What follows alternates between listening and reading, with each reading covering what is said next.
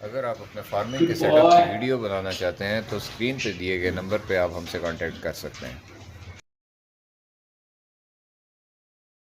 बिस्मिल्लाहिर्रहमानिर्रहीम, अस्सलाम वालेकुम। बिजनेस एंड फार्मिंग अपडेट्स में आपको खुशामदीद कहते हैं। नाज़रीन, आज एक दफ़ा फिर आपकी पुरज़ोर फरमाइश पे हम एक दफ़ा फिर हमज़ा भाई के साथ मौजूद हैं।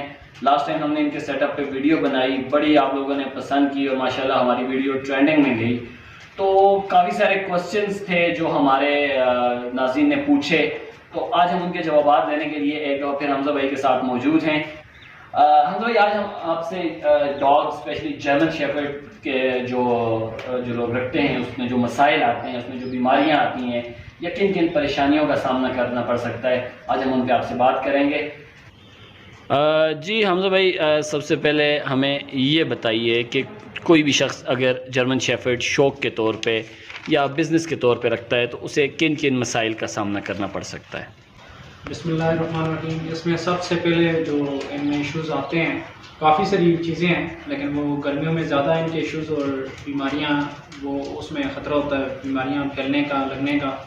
तो उसमें सबसे पहली चीज़ तो हमेशा मैं ये कहता हूँ कि सफाई का ख्याल इंसान को करना चाहिए। तो उसमें जो डिजीज़ हैं, जो मेन डिजीज़ हैं, उसमें पार्वो वायरस है। जो पार्वो वायरस जो है वो गंदी जगह से भी हो सकता है। लाइफ स्टॉक का कोई भी बिज़नेस हम करते हैं तो उसके अंदर हमें सफाई जो हमारी है वो हर बीमारी की, गंदगी जो है वो हर बीमारी की जड़ है। ऐसे ही है। तो इसमें ये होता है कि जो पार्वो वायरस है वो ज़्यादातर अगर आप डॉग फूड, कोई भी डॉग फूड यूज़ कर रहे हैं और उसके बाद वो एकदम से आप उसकी डाइट चेंज कर रहे हैं और डॉग फूड चेंज कर रहे हैं, तो उससे भी हो सकता है। ठीक है।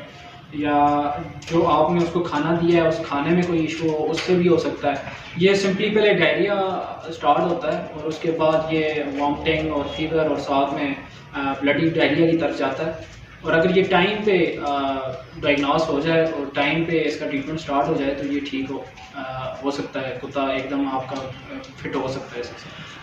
मतलब जैसे कि आपने बताया कि डायरिया या जो ब्लडी किस्म का डायरिया होता है तो उससे हमें पता लगेगा कि हमारे डॉग को पार्वो वायरस हो सकता है। हाँ जी। अगर एक दफ़ा हमें पता लग गया कि हमारे डॉग को, उसके बाद हमने क्या करना है? क्या हमने प्रिकॉशनरी मेजर्स करने हैं या हमने क्या इसको मेडिसिन देनी है या डॉक्टर के साथ रब्ता करना है? इसमें बंदा जो है वो, आप क्योंकि घर में इसका ट्रीटमेंट नहीं कर सकते, ठीक है, क्योंकि आपने अपने डॉग्स को जो है वो ड्रिप्स पे रखना होता है। तो जब तक वो ठीक नहीं होता आप उसको खाने पीना नहीं दे सकते।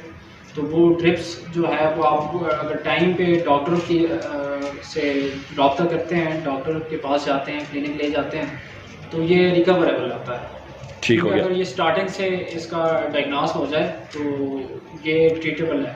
लेकिन अगर आपने केयरलेसनेस दिखाई और अब केयर नहीं की अपने डॉग की तो मतलब ये डेडली डिजीज़, आपका डॉग इससे मर भी सकता है। मतलब इसमें कुत्ता जो है, आपका कोई भी पपी हो तो वो जो है खाना पीना छोड़ देता है। जो ही आप वो छोड़ देता है तो आपने एकदम से डॉक्टर के पास ले जाना। ठीक है हमज़ा, इसके अलावा बताइए कि पार्वो वायरस के अलावा मुख्तसरन बताइएगा कि और कौन सी बीमारी, एक बीमारी होती है डिस्टेम्पर, इसके बारे में बताइएगा कि इसकी क्या वजूहत हो सकती हैं, क्या इसके सिम्टम्स हैं और क्या कौन सी वजूहत हैं जिस वजह से बीमारी हो सकती है। ये डिस्टेम्पर भी बहुत ख़तरनाक बीमारी है जो डॉग्स में पाई जाती है। इसमें जो है वो किसी और जो जिस तरह के जंगली जानवर होते हैं, अगर आपका कैनल ऐसी जगह पे है जहाँ पे कोई और दूसरे फॉक्स वगैरह ये इस तरह के हैं, तो फिर आपको इसमें बड़ी केयर करनी पड़ेगी। तो इसमें भी ये होता है कि एक सिम्टम्स इसके ये होते हैं कि जो डॉग्स के पास हैं वो ख़राब होना स्टार्ट हो जाते हैं। वहाँ से इसकी जो फर्स्ट इसका इंसान को पता चल सकता है वो ये होता है कि उसके जो पास हैं वो डैमेज होना स्टार्ट हो जाते हैं, प्लस उसके पेट के नीचे इसके जो होते हैं दाने स्टार्ट हो जाते हैं और इसकी आंखों से जो है वो पेल डिस्चार्ज होता है और हमेशा, और उसके साथ साथ जो है उसकी जो है स्लाइवा वगैरह जो है वो मुंह से गिरना। मतलब कोई भी अगर बीमारी है, अगर उसमें हम उसे प्रॉपर वक्त पे हमें पता लग जाता है बीमारी का और हम अपने डॉग की प्रॉपर केयर कर रहे हैं, दिन में 2 से 3 दफ़ा उसको हम देख रहे हैं, उसके पास जा रहे हैं, मतलब हम उसको ट्रीट कर सकते हैं, उसकी ट्रीटमेंट पॉसिबल है। जी बिल्कुल। ठीक है हमज़ा, इसके अलावा मुझे बताइएगा कि डाइट और एक्सरसाइज जो डॉग्स की है वो किस हद तक बीमारियां कम करने में मददगार साबित हो सकती है और डाइट की वजह से कौन से इश्यूज आ सकते हैं। डाइट की मेन चीज़ जो होती है वो किसी भी जानवर के लिए डाइट होती है। अगर आप उसको हेल्दी डाइट दे रहे हो तो आपका कुत्ता जो है या कोई भी जानवर है वो उसका इम्यून सिस्टम स्ट्रांग रहता है, ठीक है, और उसमें जो बीमार होने के चांसेस बड़े कम होते हैं। तो उसमें यह है कि जो आप जिस बर्तन में आप अपने डॉग्स को सर्व कर रहे हो वो नीट और क्लीन हो, प्लस आपकी जो डाइट है वो नीट और क्लीन होना चाहिए। अक्सर लोग इस तरह करते हैं कि जो डॉग्स हैं वो खाना उसके गर्मियों में ख़ास तौर पे ये इशू आता है कि वो खाना उसके सामने रख लेते हैं और वो पूरा दिन या पूरी रात पड़ा रहता है, तो वो तकरीबन 1 घंटे के बाद वो खाने के काबिल नहीं होता, ठीक है। और उससे वो फूड पॉइजन भी हो सकती है, उससे वो मुख्तलिफ किस्म के वायरसेस हो सकते हैं। तो बेस्ट ये है कि आप अपने डॉग्स को इस तरह ट्रेन करें कि उसने 1 घंटे के अंदर अंदर या आधे घंटे के अंदर अंदर उसने अपना जो मील है वो फिनिश करना है। अच्छा हमजा भाई ये बताइएगा, जैसे फंगल इन्फेक्शन तकरीबन तमाम ही जो एनिमल्स हैं उनके अंदर होता है, तो डॉग्स में इसकी क्या वजूहत हो सकती हैं? इसमें ये है जो सबसे ज़्यादा इशू इसका होता है गर्मियों में ही होता है, और उसमें नमी की वजह भी हो सकती है। एक मेन वजह नमी होती है, प्लस इनकी जो स्किन है उसमें अगर खुश्की है तो उससे भी फंगल इन्फेक्शन हो सकता है। उसमें सबसे बेस्ट ये है कि आप अपने डॉग को जो है टाइम पे डिवॉर्म रखें, ठीक है, और बाकी शैम्पू अच्छा शैम्पू जो है वो यूज़ करें और टाइम पे इनको शॉवर वगैरह दें। अच्छा फंगल इन्फेक्शन का क्या सिम्टम्स क्या होंगे? तो ट्रीटमेंट हो गया और उसमें ये हो जाता है कि उसमें जो इनकी स्किन है वो जो है वो रेड हो जाएगी, ठीक है, और ऊपर जो है वो डॉग अपने आप को जो है उसको इचिंग स्टार्ट हो जाएगी। ये इसके सिम्टम्स होते हैं। ठीक। इसमें एक और बीमारी है ज़्यादा जो आती है वो टिक फीवर होता है। टिक फीवर टिक्स की वजह से होता है, और आपके कैनल उसकी सबसे बेस्ट यही है कि आप अपने कैनल पे जो टिक्स हैं उनको आप टाइम पीरियड पे स्प्रे करें, ठीक है, तो वो टिक्स नहीं होगा।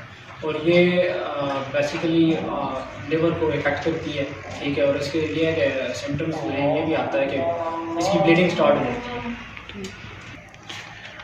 ठीक है हमजा भाई, इसमें बार बार एक ही बात आ रही है कि अगर आपने अपने कैनल को क्लीन नहीं रखा, उसकी सफाई का ख्याल नहीं रखा, तो हर किस्म की बीमारी उस पर अटैक करेगी। इसके अलावा वेदर के कौन से मसाइल हो सकते हैं? जर्मन शेफर्ड चूँकि एक ठंडे इलाकों का इसको कहा जा सकता है, तो अगर गर्म इलाकों में से रखा जाए, जैसा कि हमारे पंजाब के कुछ एरियाज़ हैं, या इवन मानसरा में भी 1 आध महीना गर्मी रहती है, तो उस सूरत में वेदर के इसको कौन कौन से मसाइल हो सकते हैं?